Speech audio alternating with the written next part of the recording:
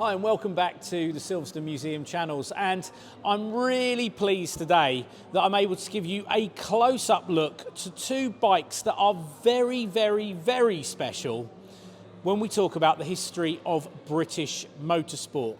These are two bikes ridden and raced by the legend that was John Surtees. Now, 1964 he became the first person and only person ever to have won the world title on two wheels and four wheels. But today we're going to look a little bit closely at two bikes that he raced. And this first one is the Triumph T70. Now, this is actually a pre-Second World War bike. This bike dates back all the way to 1938.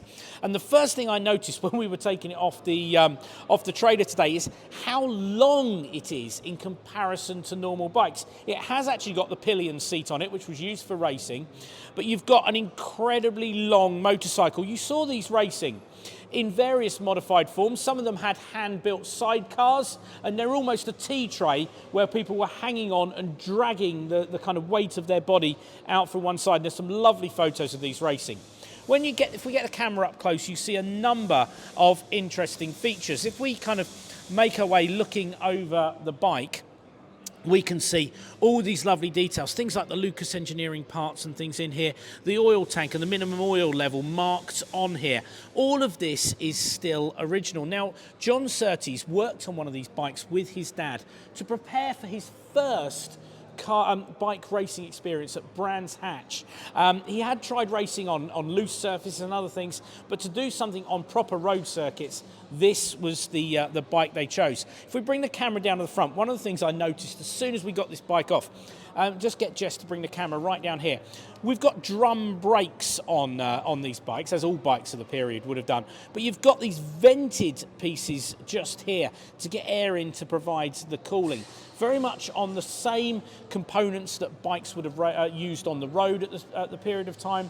We've got loads of detail. If we just bring the camera down here, you can see how detailed the gearbox is, but how simplistic the whole bike is. The fuel tank actually looks really small in comparison to bikes that we see today. It was only a 250cc capacity engine, so relatively small, so wouldn't have used a huge amount of fuel. But I must say, when you stand this close to it, and our visitors can get this close to the bikes, you can really smell the oil around this bike. It's got that lovely, lovely smell to it. I really like this, and any opportunity to have any bikes or cars that were pre-Second World War in the museum here at Silverstone is always a real treat. Now, talking of treats, just going to bring you along to look at this. Now, this has to be, in terms of British and general motorcycling history, one of the most significant motorbikes ever built. The MV Augusta, 500cc, two-stroke engine. This is the bike that took John Surtees to those 500cc world titles. There were four of them, 1956, 58, 59 and 60. He then went on to race Formula One cars, winning the world title with Ferrari in 1964. That's a story for another day. We're going to look at this, and oh my, what a bike. There are so many points to notice. First of all, we're going to start at the front.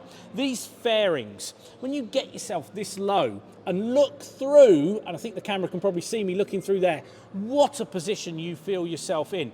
You've got the aero effect of this fairing going over the top, and it must have really cut down the buffeting. And if you get the camera in there, you've just got your simple rev counter here. I imagine when you were tucking yourself in, this fuel filler cap must have knocked your arm a little bit, but really, really impressive to see. To bring the camera down here, I know we focused on the last bike, but look how things are developed. We're still not at disc brakes yet, but drum brakes with a much bigger air intake on the front here to keep things cool. Difficult to see the engine in here. I'll see if we can get the camera just in here, but the 500cc engine, quite a big engine. We also noticed the fuel tank is really, really big. Much longer races. This was a race at circuits like the Isle of Man, significantly longer than a lot of other race circuits. And that fuel tank was needed, so you didn't need to keep topping up with fuel as much. I mean, you did need to stop for fuel in the races, but not quite as much as you would have done had it been a smaller fuel tank. Just bringing the camera down here, looking at this gear chain on here, this is absolutely huge. And this bike, I mean, it does weigh quite a bit. When we took it off the lorry today, you really felt the weight of it. You've got these huge exhaust pipes that come out the back of the bike on both sides. So you've got quad exhaust pipe from the 4 cylinders there, and huge exhaust. Very conventional suspension. It wasn't actually until 1976-77 that suspension really changed very much on motorcycles. Very much these spring dampers stayed the same for racing motorcycles. And I love the leather seat. I mean, what a touch. You don't see that in MotoGP racing and racing today. Bring the camera around the other side. Sorry, I'm making Jess do a lot of a dance today around this bike, but I think it's worth seeing. Another thing I love about some of these bikes and cars that we have here is that they are not perfect exhibits. They have dents, and I don't know if the camera can see that, my finger just running up and down the fuel tank there. You can see the dents in the fuel tank. Now, I was talking to the chap who delivered these today, and he was saying they can't repair this because there's actually a baffle inside the fuel tank just here, meaning that you'd normally get in and knock the dent out from the inside, but unfortunately, because there's a baffle in the fuel tank just here, you can't get in and repair that. But actually, I quite like that they haven't repaired that, that these are the kind of battle scars and the race scars that were there from when these bikes raced in period.